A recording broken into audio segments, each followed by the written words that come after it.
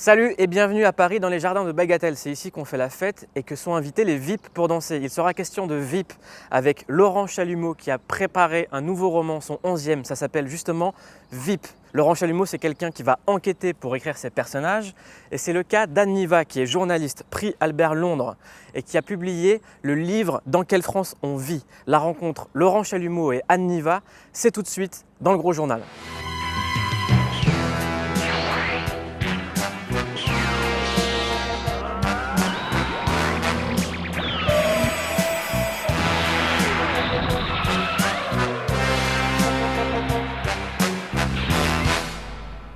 Salut Anne Niva. Bonjour. Salut Laurent Chalumeau. Salut. Bienvenue. Moi j'ai voulu vous réunir tous les deux parce que pour moi il y a les deux livres qui sont assez importants en ce moment et qu'il faut lire.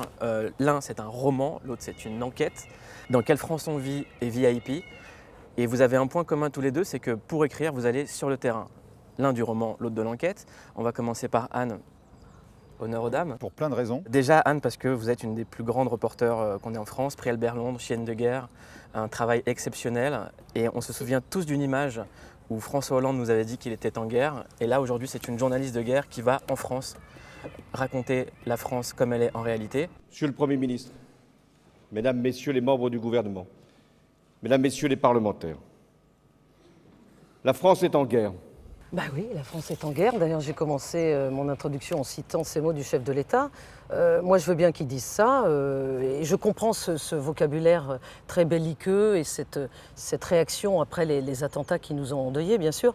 Mais pour la reporter de guerre que je suis, et je ne suis pas quand même la seule reporter de guerre en France, ça paraît quand même un petit peu indécent, cette comparaison. Mais ça faisait longtemps que je me disais que quand je rentrais de mes pays de guerre en France, dans mon pays qui n'est pas en guerre, avant les attentats, que je sentais justement des malaises en France, de plus en plus, du déni sur beaucoup de thèmes.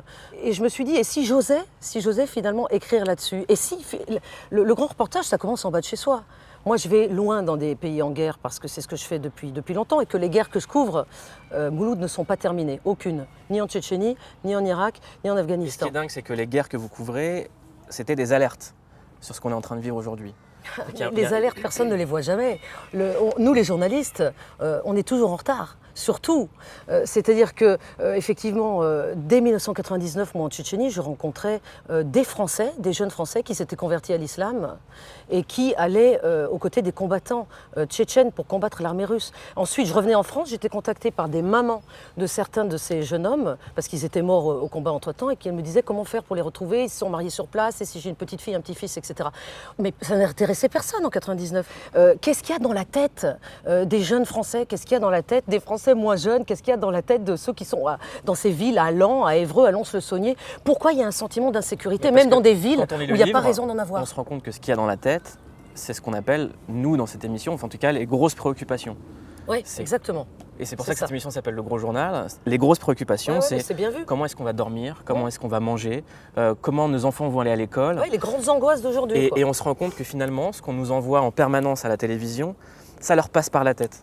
Pourquoi est-ce qu'il y a une telle incompréhension? Moi, je suis journaliste, c'est le seul métier que je fais, que j'aime faire, donc je veux continuer à le faire et j'en ai assez qu'on dise qu'on ne peut pas exercer ce métier avec de la déontologie et des principes. Et le premier, c'est celui du respect mutuel et du respect de son interlocuteur et de l'humilité face à son interlocuteur. Laurent, Anne, j'ai une question à vous deux. Une question très très simple qu'on pose à plein d'invités. C'est quoi un Français? Un Français? Quelqu'un qui vit en France. Ça, c'est une bonne. Tout simple. Ouais, c'est une bonne réponse. Moi, j'étais parti faire du hors-piste dans le champ de maïs. Pour moi, c'était culturel. C'est-à-dire, c'est quelqu'un qui est capable d'identifier les derniers vers du Dormeur Duval de Rimbaud et la scène de la cuisine dans Les Tontons Flingueurs. Voilà, et d'avoir une larme quand Johnny chante quelque chose de Tennessee. Enfin voilà, c'est une culture. Tout le monde peut avoir une larme quand Johnny chante. Évidemment. Voilà, donc qui n'a pas de larme n'est pas français. Exactement. Qui n'a pas de larme n'est pas français et qui n'a pas lu un livre de Laurent Chalumeau n'a encore rien compris à la vie. Je vous conseille son 11e, ça s'appelle VIP. Et c'est pour ça ici qu'on est là, c'est un lieu où normalement il y a des fêtes et des trucs extravagants. Le roman s'appelle VIP et ça raconte l'histoire qui commence dans Closer et qui finit dans Police Enquête Scientifique. Voilà, bon pitch. C'est des faits qu'on aurait pu commencer à croire crédibles. C'est l'histoire d'un président qui va chez une comédienne. Après, il se passe ce qui se passe. Je ne vous fais pas de spoiler parce que je déteste les spoilers. Et là, ça se lit comme on regarde un épisode de 24 heures chrono. C'est juste incroyable. Et pour que vous compreniez Laurent Chalumeau, c'est quelqu'un qui, moi, m'a énormément inspiré parce que moi, je viens de la presse rap, lui vient de la presse rock. À l'époque, la presse musicale, ça voulait dire quelque chose. Son premier article, il l'a écrit sur David Bowie, ça a été tout de suite la couverture de Rock & Folk, qui était à l'époque le magazine le plus cool et le plus influent de l'époque. Et la vie de Laurent Chalumeau, elle me fait penser à un film que j'aime. Et ce film, c'est Almost Famous. C'est l'histoire d'un ado qui part suivre des rockers en tournée. Les gars, j'ai une grande nouvelle. Je sais pas pourquoi, mais chaque fois que je suis ici, les gars, j'ai un problème. Je m'abonne au magazine. Les gars, quand on arrive à New York, c'est toujours excitant.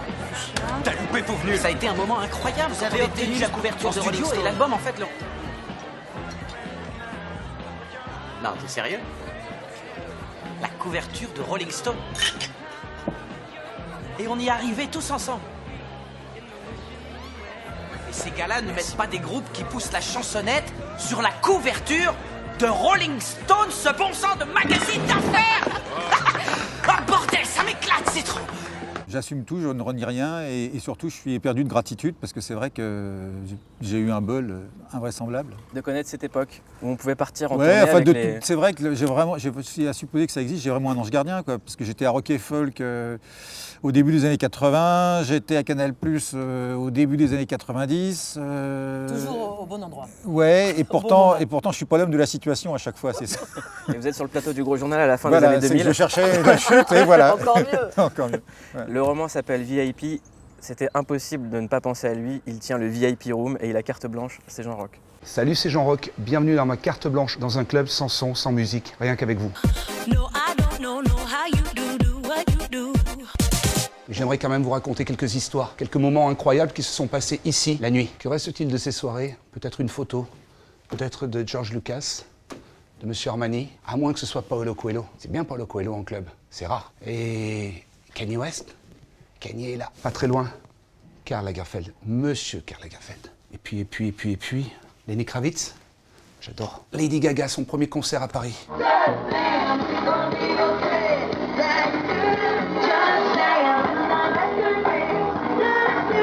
Justice, un live incroyable au VIP Room.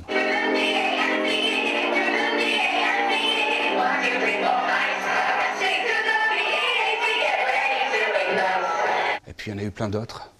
Madonna? Ouais, Pharrell Williams.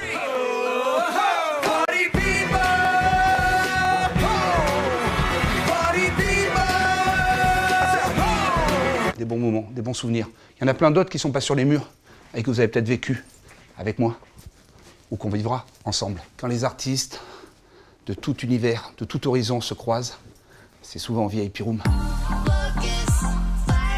C'est pour ça que je vis ce métier. Mais dites donc, j'ai une question à vous poser. À votre avis, est-ce que mes nuits sont plus belles que vos jours? That is the question. On était au VIP, on revient sur le plateau du Gros Journal. Vous avez un point commun tous les deux, c'est que Laurent, lorsque tu écris un roman, donc toi c'est de la fiction, contrairement à Anne, tu vas toujours enquêter. Sur le précédent roman, Kiff, qui se passe en région PACA, dans un univers de boîte de nuit avec des barbus, tu étais aussi allé enquêter, tu es allé à la rencontre des Français comme Anne. Qu'est-ce que toi tu y as vu?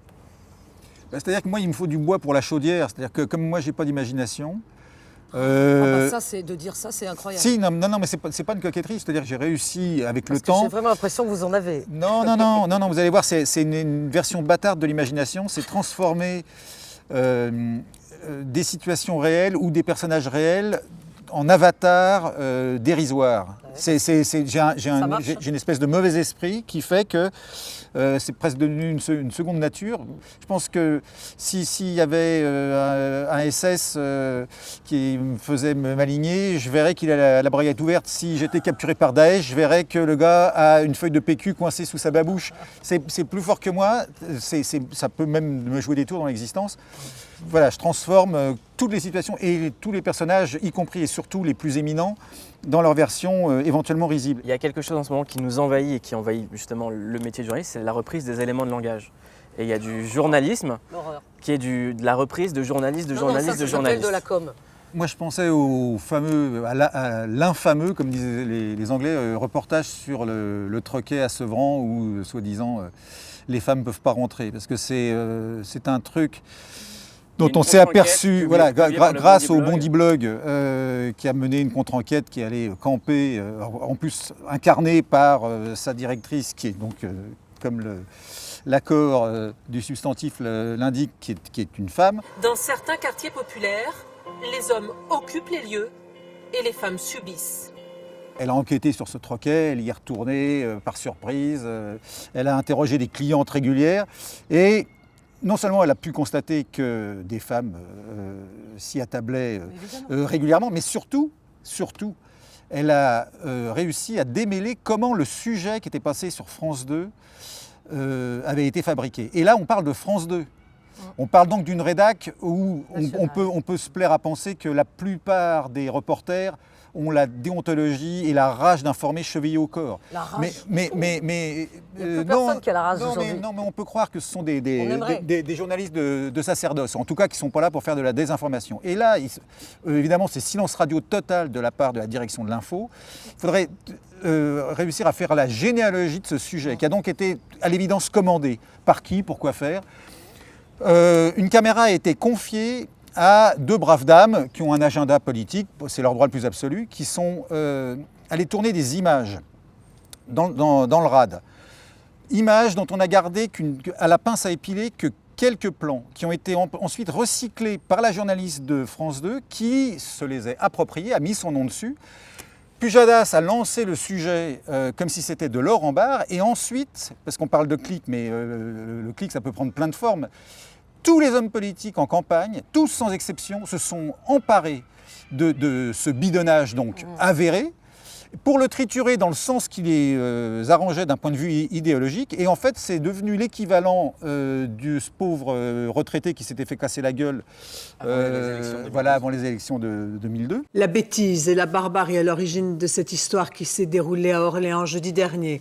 Un homme de 72 ans a été roué de coups par 2 jeunes qui en voulaient à son argent. Ils n'avaient pas le sou, ils ont brûlé son pavillon. Et donc voilà, ce troquet à Sevran, qui est une fabrication totale, c'est fake news, comme dirait ton ami Donald Trump, servi par la Voix de la France, par la rédac de France 2. Normalement, ça devrait être la référence, ça devrait être la BBC.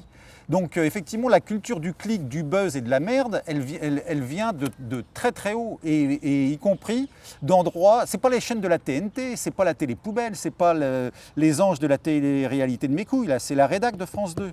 Donc effectivement, oui, la toxicité est réelle et la contagion gagne. C'est que c'est aussi dur pour les jeunes journalistes parce qu'on leur dit écoute, fais ça, sois déjà content avec ton job et si t'es pas content, il y en a un autre qui voudra le faire. Sauf que les jeunes journalistes peuvent aussi aller sur le terrain et ensuite le vendre à qui va acheter, parce que personne ne refuse quelqu'un qui revient du terrain et qui a du talent. Donc il faut qu'ils aient aussi la force et le courage de s'imposer. On va pas tomber amoureux d'Anne Niva tout de suite, parce que déjà elle a un compagnon. Et il est aussi journaliste, il s'appelle Jean-Jacques Bourdin, et voilà ce qu'il dit à ce sujet-là. RMC, Bourdin & Co, Jean-Jacques Bourdin. Bien, nous allons parler de Volgograd, de la Russie avec Anne Niva. Anne, bonjour. Oui, bonjour. Bonjour. Anne, alors tu connais bien, je tutoie parce qu'Anne Niva c'est ma femme, il faut le savoir. Enfin bon, grand reporter, tu as couvert pendant de longues années. J'arrive pas à l'antenne. Ouais. Il est plus gêné que moi. Ouais. Mon mari, je ne suis pas la compagne de Jean-Jacques Bourdin, je suis très heureuse de dire à tout le monde aujourd'hui que je suis son épouse. Et alors, la question que je me pose depuis tout à l'heure en vous écoutant, c'est que j'imagine mal Jean-Jacques Bourdin vous dire les Français veulent savoir. Je pense que c'est vous qui lui mettez des coups de pression fantastiques à la maison. On a des coups de pression mutuels fantastiques. On s'influence l'un l'autre évidemment. C'est comme ça. Quand on vit ensemble et qu'on est un couple, fusionnel, on a cette passion pour le journalisme. Je ne peux pas vivre à ses côtés, ne pas m'intéresser à ce qu'il fait. Tous les jours, il prépare son émission pour le lendemain. Je la connais aussi bien que lui, son émission. Et lui, il a moi à ses côtés qui tous les jours lui parle de l'Irak, de l'Afghanistan, de la Syrie, de la Tchétchénie, maintenant de la France, qui connaît mieux que ces pays. Et évidemment, je n'hésite pas à lui dire ses 4 vérités et l'inverse aussi, bien sûr. On a quelqu'un d'autre qui a tenu à participer au Gros Journal avec Laurent Chalumeau, c'est Antoine Decaune. Vous avez écrit ensemble pendant des années pour Nulle part ailleurs. Et Antoine revisite les personnages mythiques que vous avez créés ensemble dans ces cartes blanches. Bonjour, c'est Antoine Decaune et voici ma carte blanche. Bonjour, moi c'est Ouin, mais dans la meute, tout le monde m'appelle Pine d'huître. Alors juste pour dire, l'autre jour, j'ai regardé le journal Paris Match. Oui, mon papa il est abonné parce qu'il aime beaucoup quand il parle de la famille de Monaco. Surtout Charlène. Mon papa des fois, il regarde des photos de Charlène et il nous dit qu'il a le zizi tout dur. Mais tout ça pour dire qu'il y avait aussi un article sur VIP, le livre à Laurent Chalumeau. Mon papa, il veut pas que je le lise parce qu'il trouve qu'il y a plein de gros mots dedans comme enculé, connasse ou fils de pute. Ouais, salut, moi c'est Didier. Didier l'embrouille. Il y a un pote, il m'a fait une bonne vanne l'autre jour. Il me dit, hey, écoute le Max et la plume, il y a Dick qui passe. J'ai écouté, à ma grande surprise, il y avait pas Dick. Il parlait de VIP là, le polar à chalumeau. Eh vas-y que je t'envoie la vaseline. Eh que c'est génial. Tout ce que je dis moi, c'est que Dick, il est encore passé à la trappe. Et ça va vraiment finir par m'agacer. Ouais Mouloud, c'est un petit message que je t'envoie là. Voilà, un avertissement quoi. Sinon ta carte blanche, va y avoir des taches dessus. Bonjour, Gérard Langue de Pute, journaliste à Bien Pensant Hebdo. Si j'en crois le blog de Monsieur Morandini, source infaillible dans notre profession, Monsieur Morandini donc nous apprend que Monsieur Chalumeau est reçu aujourd'hui par Mouloud Achour. Et je suis ravi de constater que ces deux-là s'entendent comme larrons en foire. Surtout quand on se souvient de ce que Monsieur Chalumeau disait de Monsieur Achour en signant ses services de presse. Un livre à Mouloud? Oh, après tout, pourquoi pas? Ces gens-là aussi ont droit à la culture. Allez, bonne émission. On a tous des petits dossiers, Laurent en a un, donc il a travaillé pour Antoine de Caunes, il a fait des papiers incroyables sur tous les grands du rock'n'roll, mais il a aussi écrit des chansons, comme celle-là, je ne sais pas si vous connaissez.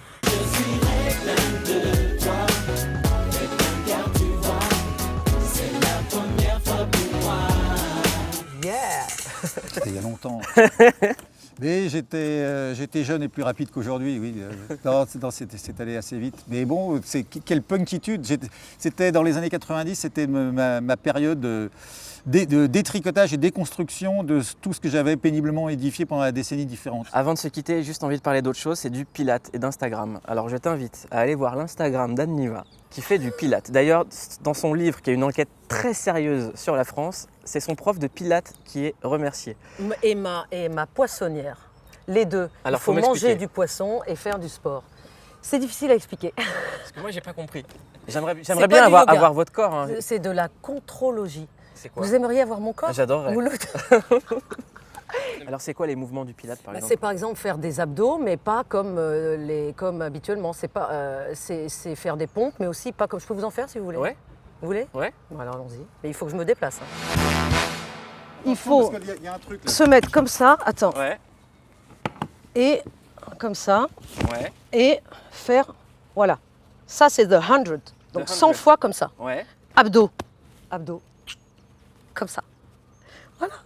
Et ça prend combien de temps? Ah bah ça, les 100, ça prend même pas 5 minutes. Mais il faut les faire bien. C'est-à-dire, il faut être hyper bien, mais sentir tout hyper bien. Balèze pour réussir à mettre son corps comme ça. Voilà. Ensuite, je peux vous faire des pompes. Je veux bien voir. Alors, je vais vous montrer la pompe mauvaise et la bonne pompe.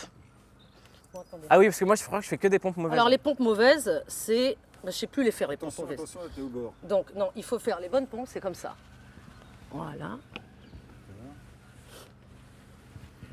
Vous voyez, il n'y a rien qui bouge. Hop. Ça, c'est du Pilate.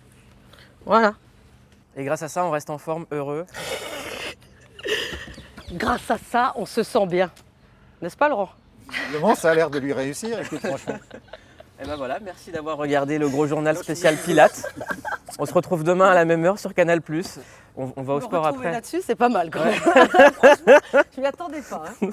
Bon, on va peut-être arrêter de tourner là. Ça y est. Merci beaucoup.